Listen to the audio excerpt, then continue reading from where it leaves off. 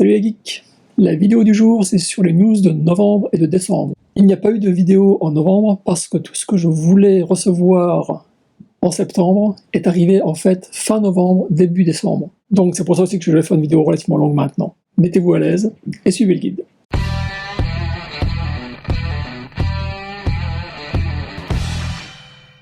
Je commence avec ma petite liseuse Kindle. C'est pas du tout de la pub pour Amazon, hein, mais bon. Moi j'ai une Kindle, vous, je sais pas ce que vous avez. Comme je l'avais dit dans une vidéo précédente, j'aime beaucoup cette liseuse. Je trouve elle très pratique, surtout pour lire en plein soleil. J'ai profité du Black Friday pour m'acheter 3 bouquins. Il y en a 2 qui sont en anglais, écrits par Carrie Wong, et un qui est en français par Serge Brussolo. Carrie Wong, il faut vraiment que je vous en parle, que je me fasse une vidéo spécialement pour elle, pour vous présenter cette auteure que j'ai découvert il y a une quinzaine d'années quand je suis arrivé en Amérique. Elle a fait la série de Kitty. Kitty, c'est une loup-garou, comme son nom ne l'indique pas. En fait, bon, Kitty, c'est un jeu de mots parce que en américain, Kitty, c'est le chat. Donc, viens, Kitty, Kitty, Kitty. Et tu te retrouves avec un loup-garou. Bon. Kitty est un loup-garou qui a une émission de radio, et ce qui n'est pas banal, et qui lui permet de travailler la nuit, sauf quand elle se transforme en loup-garou, évidemment. Et elle utilise cette émission de radio, pour parler de tous les monstres, loups-garous, vampires, etc. Et donc, elle fait sortir les monstres au grand jour, grâce à son show. Évidemment, ça crée des problèmes, parce que bon, il y a certains monstres qui ne veulent pas être révélés au public, il y a le public qui ne veut pas entendre parler des monstres, enfin, il y a tout le temps des histoires comme ça. C'est très intéressant. Et notamment, un des personnages secondaires, c'est Cormac. Et Cormac, c'est un tueur à gages, qui est spécialisé dans la chasse des monstres, et notamment des loups-garous. Et donc, il va après Kitty, mais il y a tout un retournement de situation, et ils deviennent au début collègues, puis amis. Et là, j'ai acheté donc 2 Cormac et Amelia.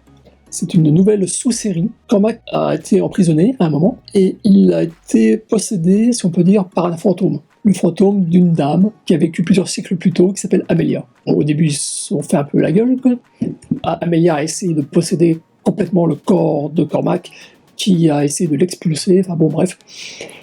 Ils ont fait la paix, si on peut dire, au début, et puis après, ils ont appris à cohabiter ensemble, et donc à travailler ensemble. Bon, une fois que Cormac est sorti de prison, il a décidé de se ranger des voitures, mais donc de ne plus chasser de monstres, de ne plus les tuer, sauf s'il était forcé, évidemment, mais il se met à faire des enquêtes policières, si on peut dire, supernaturelles, avec l'aide de Amelia, qui est une sorcière. C'est très intéressant, c'est sympa, ça change de ce genre d'œuvre habituel. Et là, donc, j'ai Badlands Witch et Dark Divide. Et le Badlands Witch, c'est une histoire, j'ai envie de dire, d'enquête banale, donc je ne dirai pas plus, hein. Lisez-le si vous êtes intéressé par ce genre d'histoire. Et Dark Divide, par contre, il y a un piège qui est tendu à Cormac. Cormac se retrouve séparé de Amelia, ce qui en fait, quelque part, c'est son rêve, c'est ce qu'il voulait, parce qu'il n'en peut plus d'avoir toujours cet esprit qui, on va dire, qui l'espionne continuellement 24 heures sur 24. Mais en même temps, quand il se retrouve sans Amelia, il est perdu. Et il lui manque quelque chose, il manque quelqu'un. Au travers de l'enquête, qu'est-ce qui s'est passé? Est-ce que c'était vraiment un piège pour Cormac, ou est-ce que c'était un piège pour Amelia? La relation entre les deux personnages évolue. Et de ce point de vue-là, c'est très sympa. Alors après, le Serge Brussolo. Serge Brussolo, ça aussi, c'est quelqu'un, il faut que je vous en parle. Ça fait des années, en fait, donc que je fais cette chaîne, c'est ma 4e année. Mais depuis le début, en fait, je veux faire une vidéo sur Serge Brussolo, et j'ose pas. J'ose pas parce que le mec, cet écrivain, a écrit plus d'une centaine de livres. Il a été souvent, à tort, à mon sens, comparé à Stephen King. Pour moi, c'est une insulte pour Serge Brussolo de le comparer à Stephen King. Parce que Stephen King écrit quand même toujours dans le même style. Il fait des histoires d'horreur, en gros. Serge Brussolo écrit dans tous les styles. Il fait de la science-fiction, de l'horreur, de l'aventure, du thriller moyenâgeux. Il a un vaste panel. Et là où ça se complique, c'est qu'il n'écrit jamais dans le style dans lequel on le catalogue. C'est-à-dire que s'il fait une collection d'horreur, il va faire des enquêtes policières, une science-fiction. Si on le met dans la science-fiction, il va faire de l'horreur, ou des enquêtes policières. Enfin, vous voyez le genre, quoi. Et donc, ce qui fait qu'il y a des gens qui le haïssent, qui disent « mais je déteste ce mec, il sait pas écrire des enquêtes policières, il sait pas écrire de la science-fiction, il sait pas écrire de l'horreur », parce que Serge Brussolo prend les codes de chaque genre et les chamboule complètement. Et là, justement, ce que j'ai acheté, Le hasard et la nuit, je ne suis pas sûr si c'est uniquement électronique ou si on peut aussi l'acheter en version papier. Mais donc, bon, Le hasard et la nuit fait partie de ces œuvres que j'adore, parce que, bon, ça fait des années que j'ai pas lu du Serge Brussolo, j'en avais un petit peu marre, parce que, justement, il faisait que des enquêtes policières, ce que j'apprécie pas vraiment, quoi. Il écrit beaucoup dans le livre de poche, il a écrit beaucoup pour le livre de poche. Alors, ça tournait un petit peu en rond, c'était toujours le même type d'histoire, le même type de personnage. Et je préfère vraiment quand il écrit la science-fiction, parce qu'il écrit pas de la science-fiction. Et donc là, Le hasard et la nuit, c'est ça. C'est exactement ça. Je retrouve ce qui me le faisait aimer à ses débuts. C'est-à-dire que on commence avec une histoire, avec un monde, et après quelques pages, ça évolue, on se retrouve avec une autre histoire, dans un autre monde, un autre univers, et puis après encore quelques pages, ça évolue, on se retrouve encore dans un autre monde, dans un autre univers. Et ce que j'adore avec Serge Brussolo, c'est que je ne sais jamais à quoi m'attendre. En tout cas, je ne savais jamais à quoi m'attendre quand il écrivait ses œuvres de science-fiction. Parce que ça passait de la science-fiction à l'heroic fantasy, à l'horreur, au policier. Enfin, il y en avait pour tous les goûts, dans tous les sens. C'était un déluge d'idées. Et à chaque fois, je me dis, mais si seulement ces livres pouvaient être adaptés, soit en film d'animation, soit en film. Ouais, enfin, faut que je vous en reparle. Faut vraiment que je vous fasse une vidéo, parce qu'il y a eu un film d'animation, il y a eu un vrai film. Ça n'a pas été des succès. Mais c'est peut-être pas non plus les meilleures histoires qui ont été adaptées dans ces deux genres spécifiques.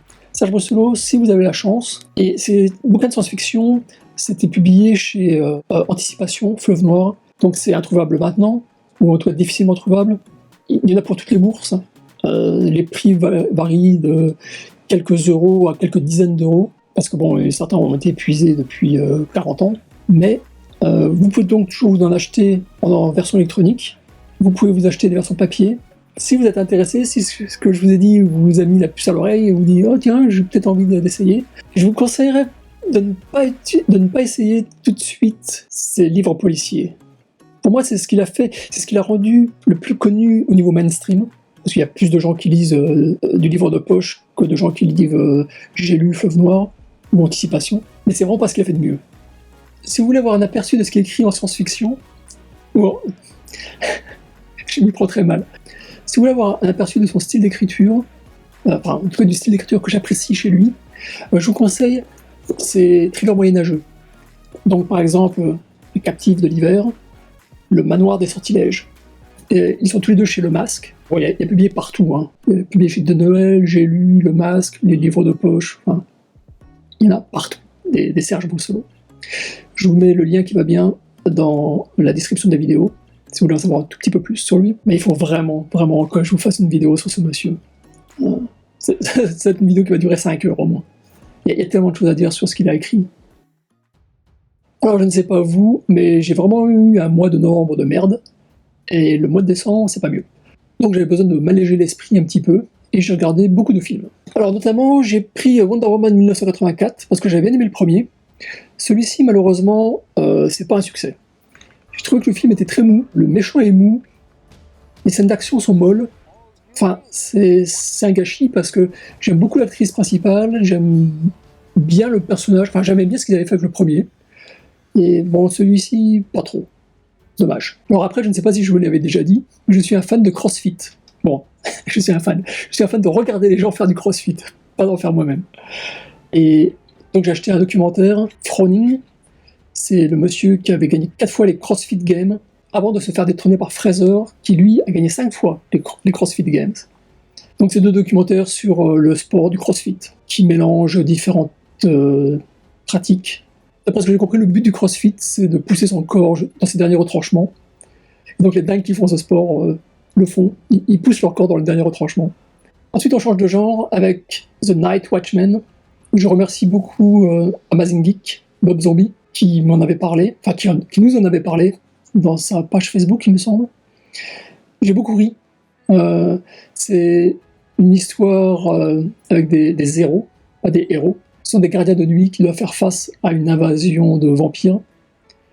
Et bon, il y a plein de clichés, mais en même temps, ils tordent un peu le cou au cliché, donc c'est rigolo. C'est un peu cacaproute, mais j'ai bien aimé, j'ai bien rigolé 2 ou 3 fois. J'avais besoin d'un film comme ça pour me détendre.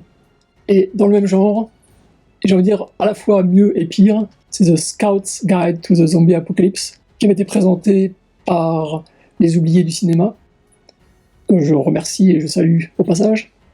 Et bon, là, c'est 3 scouts et une stripteaseuse qui sont en guerre contre les zombies. Ils essaient de convaincre un monde incrédule que les zombies sont là.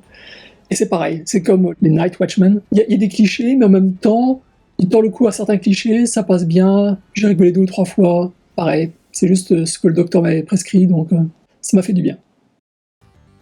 On passe des films de salon aux salles obscures maintenant, avec 2 films que nous avons été voir au cinéma. Et franchement, ça fait des années, littéralement, qu'on n'avait pas été au cinéma. On a été voir Dune de Villeneuve et le Resident Evil Welcome to Raccoon City. Alors le Dune de Villeneuve, bon, j'avais été voir le Dune de David Lynch il y a très longtemps, et bon, c'était une gageure, bien sûr, d'adapter un tel pavé en 2 heures, moins de 2 heures. Bon, David Lynch avait fait ce qu'il avait pu, mais le résultat n'avait vraiment pas été à la hauteur de mes espérances, ça c'est clair et net. Mais en 2 heures, c'était impossible de faire quelque chose de bien. Bon, Villeneuve, visiblement, il a préparé 2 films, donc déjà il se donne plus les moyens que n'avait pu le faire David Lynch à l'époque. Et je dois dire que lorsque j'ai vu donc, ce premier épisode, si on peut dire, cette première partie, j'avais une énorme peur, c'est que Villeneuve ne nous fasse un film de science-fiction à la guerre des étoiles. Et heureusement, il n'est pas tombé dans ce piège-là. Donc ça, c'est un très bon point à mes yeux. Par contre, malheureusement, bon, Dune, sans spoiler, hein, c'est une planète de sable. C'est une planète où il fait très chaud. Et où l'eau, enfin, tout ce qui est humide, en fait, a une valeur qui n'existe pas dans les autres planètes où il y a de l'eau. Malheureusement, pour moi, je n'ai jamais ressenti cette chaleur dans tout le film, ce qui est vraiment un comble. Villeneuve a filmé d'une façon vraiment très particulière le sable, donc on n'a pas droit à un sable du style de pub pour la plage, et heureusement. Mais entre avoir un sable de pub et un sable qui ressemble à de la pierre, comme il l'a fait, mais de la pierre froide, j'ai l'impression qu'il l'a filmé sur la Lune, son film, au lieu de le filmer dans le Sahara. Et pour moi, cette image de sable, j'ai toujours, non pas l'image de La Rose d'Arabie, mais l'image de, je crois que c'était un film de Sergio Leone, un film de western, où on voit donc le méchant qui marche, et il y a la chaleur qui fait vibrer l'image. Et je m'attendais à quelque chose comme ça. Et ça n'est jamais arrivé. Ou peut-être une fois, je crois, près de la fin du film. Et le reste du temps, il y a une sensation de fraîcheur, de froid. Alors déjà ça, d'une part, ça m'a vraiment déçu. Et non seulement déçu, mais surtout que j'ai pas compris pourquoi il l'a filmé comme ça, sans faire ressentir la chaleur. Et le deuxième problème à mes yeux, c'est que dans le livre, ce n'est pas décrit avec énormément de descriptions, mais pourtant on sent que chaque planète, ou chaque pays dans chaque planète, a sa culture propre, ce qui est logique. Et ça aussi, au niveau architecture, dans le film, donc au niveau visuel, il n'y a pas de différence entre les différentes planètes, si ce n'est la météo. Donc, Salazar Secundus, il pleut, Kalaan, c'est de l'eau et de la verdure, et puis Dune, c'est du sable. Mais au niveau des civilisations qui vivent là, il y a beaucoup de vide. Ce qui m'avait plu tout au début du film, c'est que c'est très dépouillé comme décor, mais en même temps, tous les décors sont très dépouillés. Ce qui fait qu'on a l'impression que c'est toujours le même architecte qui a travaillé sur chaque décor, dans chaque planète, ce qui n'a aucun sens. Donc ça a sens pour un film, parce que ouais, il y a juste un architecte, mais ils auraient dû en mettre plusieurs. Le type aurait dû être suffisamment bon pour donner une impression d'être dans différentes cultures. C'est d'autant plus dommage en fait que cet exercice de style a été fait au niveau du langage. Donc chaque langage a été sous-titré, parce que chacun parle dans sa langue, dans sa culture. Donc il y a eu vraiment une attention aux détails au niveau du langage, mais pas au niveau visuel. C'est aussi vrai au niveau de la musique. La musique et les sons, j'ai été complètement bluffé. Je m'attendais à musique Star Wars, Star Trek, grandes envolées lyriques, pas du tout. Mais la bande son est super impressionnante. Donc ça aussi, c'était un bon point. Je suis quand même impatient, enfin pas impatient, mais je suis quand même curieux de voir la suite. Donc ces côtés négatifs ne m'empêchent pas de vouloir voir la suite. L'autre film, c'est encore pire donc. C'est donc Resident Evil Welcome Back ou Welcome to Raccoon City. C'est fait par un fan. Ce que je dirais, c'est que c'est quand même beaucoup mieux que les films de Paul Anderson, où lui s'autoproclame fan, mais visiblement tout ce qu'il a retenu de Resident Evil, c'est le nom du jeu vidéo. Et puis ça s'arrête. Enfin, un jeu vidéo de d'autres personnages, de la ville, et puis ça s'arrête là. Parce que tout le reste, ça sort de sa tête, et ça n'a aucun rapport avec le jeu vidéo. Donc, il leur avait autrement, ça aurait été beaucoup mieux. Là, il y a beaucoup de rapports avec les jeux vidéo. En fait, je dirais qu'il y en a trop. Il y en a trop parce que je me demande si quelqu'un qui ne connaît pas les jeux vidéo, est-ce que cette personne peut comprendre le film? On saute tellement du coq à l'âne, rien expliqué. Que ce soit chez les héros ou chez les méchants, on ne sait absolument pas pourquoi telle action est faite à tel moment si on n'a pas joué aux jeux vidéo. J'espère en fait que le DVD, le Blu-ray qui sortiront, il y aura une version longue. J'ai l'impression qu'il manque au moins 1 heure de film. 1 heure a été coupée. Là, en fait, j'essaie de sauver le film. Parce qu'au niveau de ce que je reproche vraiment énormément au film, Léon Wesker. Que le metteur en scène veuille faire de Léon un petit abruti, bon, pourquoi pas. C'est pas son rôle, mais bon. Mais d'un autre côté, on peut être un petit abruti. Quand même, Léon, il est censé être un flic. Il est censé avoir un entraînement, j'allais dire militaire, un entraînement policier. Il est censé pouvoir appliquer des techniques policières suivant la situation A ou la situation B. Et pas rester comme un flanc, comme un adolescent. Donc, la plupart des réactions de Léon sont complètement fausses, de ce point de vue-là. D'un autre côté, c'est Wesker. L'acteur qu'ils ont choisi pour Wesker, je sais pas où ils l'ont pris, c'est un espèce de super bodybuilder qui fait 2 mètres de haut. Bon, le mec, il en impose physiquement. Sauf que l'acteur joue le rôle de Wesker en étant gentil, aimable presque. Wesker, c'est un enfoiré. Wesker, c'est un mec qui est froid, qui est glacial dans sa relation avec les êtres humains. Parce que c'est un psychopathe. Enfin, dans le jeu vidéo, c'est un psychopathe. Dans le film, c'est un type comme vous et moi, quoi. Si vous n'êtes pas des psychopathes. Bref, j'ai envie de dire, les 2 personnages principaux, enfin 2 des personnages principaux des jeux vidéo sont très mal représentés dans le film. Donc, une fois de plus, Resident Evil a été très mal adapté en film. Ceci dit, ça passe pas mieux dans les remakes en jeu vidéo. J'ai joué au Resident Evil 2, j'ai pas aimé, je ne vous le cacherai pas. Le début dans le commissariat, oui, parce qu'ils ont repris quasiment tout ce qui aurait dû faire le charme de Resident Evil 1.5 et qui est devenu donc le 2. Par contre, la suite, non, pas du tout. Le principal reproche que je fais à Resident Evil 2, c'est le même que je vais faire à Resident Evil 3, c'est que les personnages secondaires sont hyper maltraités. Dans les originaux, bon, c'est pas du grand jeu vidéo, c'est pas des grandes histoires, c'est pas du Shakespeare, c'est pas du cinéma non plus, et c'est vraiment de la série B. La série B comme on en connaissait au cinéma dans les années 80. Mais ça rendait les personnages attachants. Et puis ils avaient 2, 3, 4, 5, 10 scènes. Donc on s'attachait un petit peu à eux, et puis ils se faisaient tuer, ils se faisaient mordre, ils se transformaient, zut, encore un pauvre survivant qui n'aura pas survécu longtemps. Dans le remake du 2 et du 3, les survivants, ils font un tour, ils ont une scène, peut-être 2 maximum, et puis ils s'en vont. Donc là, qu'ils se fassent tuer, bouffer, qu'ils se transforment, c'est qui déjà celui-là? Je sais pas, continue. Tiens, il y en a un autre. Oh bon. T'es sûr? J'ai cligné des yeux, je l'ai plus. J'exagère, mais en même temps, ça fait pitié. On est en 2021, les remakes, en termes d'histoire, sont moins bons que les originaux qui déjà faisaient la gueule dans les années 90. C'est à croire que Capcom le fait exprès. Pour des fans des jeux récents, ça peut passer, je présume, j'en sais rien.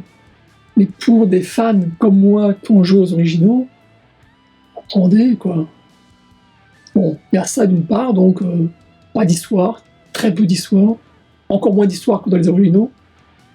Et puis le 3, surtout, en termes de durée de vie, je l'ai fini en 5 heures. Et pourtant, je suis pas un bon joueur. J'ai 2 mains gauches. Hein. Et je suis quand même content, je l'ai pas acheté en neuf. Parce que 65$, c'est le prix d'un jeu neuf en Amérique. Pour 5 heures de jeu, ça fait 10$ l'heure. C'est cher, hein. C'est cher pour ce que c'est. Donc, grosse déception. Enfin, grosse déception. J'aurais voulu être surpris dans le bon sens. Une fois de plus, Capcom ne m'aura pas surpris dans le bon sens. C'est quand même dommage. Deuxième jeu, deuxième déception, moins forte, mais en même temps, bon, là, j'ai envie de dire, c'est un peu ma faute. Alan Wake, ça fait comme 10 ans que j'attendais qu'il sorte sur ma PS4 pour pouvoir y jouer. Je ne suis pas un fan de Bill Gates. Je ne l'ai jamais été. Je hais le bonhomme. Je hais Microsoft. Donc, il n'est pas question que je m'achète un PC Windows ou une Xbox pour jouer à un jeu vidéo. Donc, j'ai attendu qu'il soit adapté soit sur Mac, la bonne blague, soit sur une PlayStation. Et finalement, ils l'ont mis sur PS4. Donc, je me suis jeté dessus, parce que j'avais tellement entendu dire du bien, et j'avais vu tellement de vidéos, de promotions de Alan Wake. Je me suis dit, allez, ça ressemble tellement à Silent Hill, on va lui donner sa chance. En fait, là, je me suis arrêté, je suis au deuxième scénario, deuxième épisode. Je sais même pas combien il y en a en tout. Bon, j'ai 2 mains gauches, je joue mal, j'ai besoin d'aide. Je me suis passé en mode facile. Je me fais quand même ratatiner une fois sur 2 ou 3, quoi. Et j'en ai marre. J'en ai marre parce que je trouve que la difficulté est très mal dosée. Il y a des passages où je passe directement, il y a des passages que je dois refaire 2, 3, 4 fois, et puis il y a des passages comme celui où je me suis retrouvé embourbé là, j'ai dû le refaire 10 fois, et je me fais tout le temps m'araver la tronche. Et j'en ai marre, quoi. Si je joue à un jeu comme Dark Souls ou Bloodborne, le but du jeu c'est de se faire m'araver la tronche. Donc, je l'accepte. Là, je m'attendais à un jeu à la Resident Evil, à la Silent Hill, et ces jeux-là, je les maîtrise. Je maîtrise le concept, donc je sais comment m'y prendre. Dans Alan Wake, malgré que j'ai 36 armes différentes, la difficulté est vraiment mal dosée, et ça m'énerve. C'est dommage parce qu'au niveau de l'histoire, ça me plaît. Je suis toujours accroché par l'histoire, j'ai envie d'en savoir un peu plus, mais bon, peut-être que je le reprendrai dans 6 mois, j'en sais rien. Mais pour l'instant, comme déception au niveau jeu vidéo. Au niveau des comics, j'ai du lourd et du très lourd dans tous les sens du terme, avec Sin City The Hard Goodbye. C'est le premier, donc Sin City, qui est réimprimé avec un fourreau. Et lorsque vous avez, je crois, les 7 Sin City originaux, eh bien, donc ça crée le nom, le logo Sin City. Sauf que j'ai juste acheté le premier, et je ne vais acheter que le premier. C'est celui que je préfère, celui que j'adore. Et les autres, bon, je n'ai pas envie de dépenser non plus 75$ par bouquin. 75$, c'est le prix de précommande, et il en coûte 99$ à la vente. Donc, comme vous voyez, un superbe bouquin. Donc, vous avez le livre, et ici, vous avez une illustration. Dans ce cas-là, c'est Marv. Ce qui fait l'intérêt de cette édition, c'est que déjà, elle est dans un grand format. C'est pas un format comme les IDW, mais c'est plus grand que le format normal des comics. Donc c'est un format entre les deux. C'est imprimé, vous pouvez le voir, c'est un papier qui est rouge et qui est très épais. Donc ça donne un confort de page quand on les tourne, quand on les touche, qui est vraiment somptueux. Et ceci mis à part, vous avez quelques pages à la fin. Frank Miller explique son processus créatif. J'adore ça. Je trouve juste dommage qu'il n'y en ait que quelques pages. J'aurais voulu qu'il y ait tout le bouquin qui soit réimprimé comme ça, donc avec juste des crobards et une petite note où Frank Miller explique pourquoi il a fait ceci ou pourquoi il a fait cela.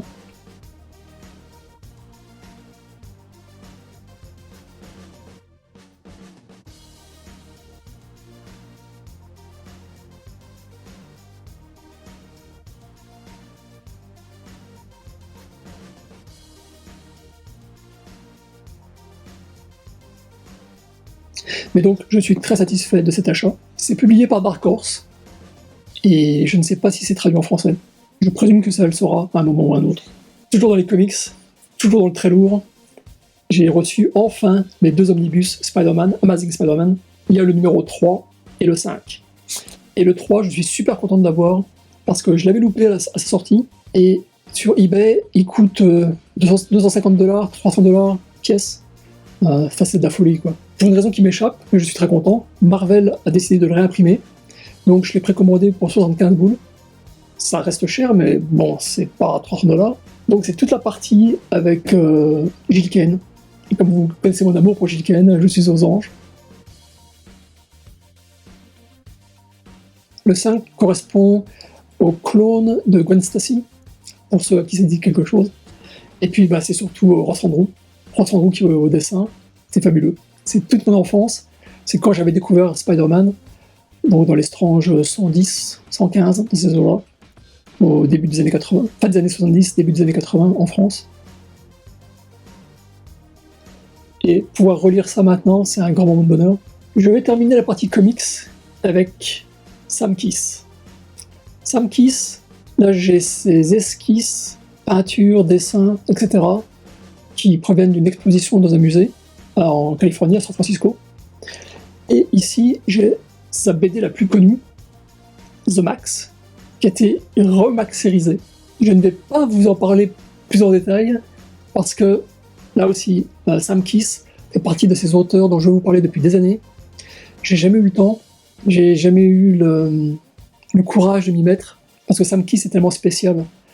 Pour faire court et simple, Sam Kiss fait partie de Image, mais le Image qui est bon.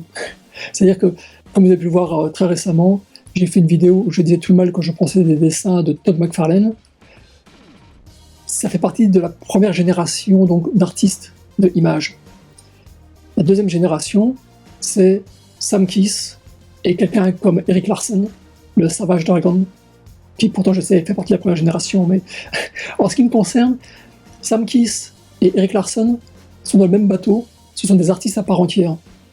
Et il est difficile de les cataloguer. C'est d'ailleurs le propre des artistes, en fait, de s'exprimer de telle façon qu'ils vous surprennent tout le temps. Sam Kiss, en fait, se rapprocherait presque d'un Bill Sienkiewicz dans son approche du graphisme. Il est capable de faire de l'hyperréalisme dans une case et du super cartoon dans l'autre case, même si son style, en général, s'exprime plus dans le cartoon que celui de Bill Sienkiewicz. Mais donc, il a fait The Max, qui est une série qui a duré une quarantaine d'épisodes. C'est tellement compliqué à expliquer. C'est à la fois autobiographique, et ce qu'il paraît, parce que bon, je connais pas Sam Kiss, mais il paraît que c'est autobiographique, et en même temps, il y a tellement de choses à analyser dans ses dessins, je peux pas juste vous en parler maintenant. Il faut vraiment que je fasse une vidéo toute particulière sur lui. Mais cet album, c'est le seul album que j'ai acheté pendant le Black Friday. C'est un truc, je crois, ça coûtait $150, il le vendait à 50. Vu l'état de mes finances, c'était la seule chose que j'ai pu me permettre pour ce Black Friday. Je ne m'étais pas rendu compte, en fait, c'est aussi un fourreau, comme le bouquin de Sin City, sauf que ce fourreau-là, il est comme du velours. Ça fait un drôle d'effet. Je vais quand même vous montrer, pour vous mettre l'eau à la bouche, pour vous appâter. C'est ça, The Max. Là, en fait, il a une corne, enfin, il a un doigt cornu, où il vous fait ça. Je suis pas sûr. Avec Sam Kiss, on n'est jamais sûr. C'est ça la beauté de cet artiste. Voilà, c'était tout pour aujourd'hui. Est-ce que vous avez profité du Black Friday? Est-ce que vous avez passé un bon mois de novembre et de décembre, ou de décembre? Dites-le moi dans les commentaires. Je vais vous remercier tout particulièrement pour la réception de ma vidéo sur Todd McFarlane. Vous avez peut-être fait une erreur, je ne sais pas. Ou au contraire, c'est ce que vous voulez. Mais ça m'a vraiment poussé aux fesses pour que je me dirige vers des vidéos de ce genre-là. C'est-à-dire que je ferai toujours, je pense, des vidéos de news, où je vous parlerai de mes derniers achats, histoire de vous présenter des trucs que vous ne connaissez pas, ou peu. Les vidéos sur McFarlane m'a pris des mois, littéralement, des mois pour la faire. Ce qui veut dire que j'en ai d'autres, pas sur le même sujet, mais à préparer de la même façon, sur lesquelles je suis en train de travailler déjà depuis un petit moment. Et elles viendront donc l'année prochaine. Il y aura, je pense, moins de vidéos l'année prochaine, justement parce que faire ces vidéos-là, ça me plaît beaucoup, mais en même temps, ça me prend énormément de temps. Donc si vous ne me voyez pas, je dirais, à part peut-être une vidéo de news de temps en temps, c'est pas que j'ai arrêté de faire des vidéos, c'est juste que je suis en train de travailler dessus et que ça me prend beaucoup de temps. Voilà. Et je voulais vous remercier pour votre soutien en 2021. Je veux dire que votre soutien pendant cette année a été ce qui m'est arrivé de mieux pendant l'année. J'ai vraiment une année de merde. Je vous en ai parlé un petit peu à droite et à gauche. Mais ouais, non, je voulais vraiment vous remercier beaucoup du fond du cœur. C'est très gentil. Profitez de vos vacances de Noël si vous en avez. Profitez de la vie autant que possible. Amusez-vous. soignez-vous, bonne année 2022, et je vous dis à très bientôt. Ciao ciao.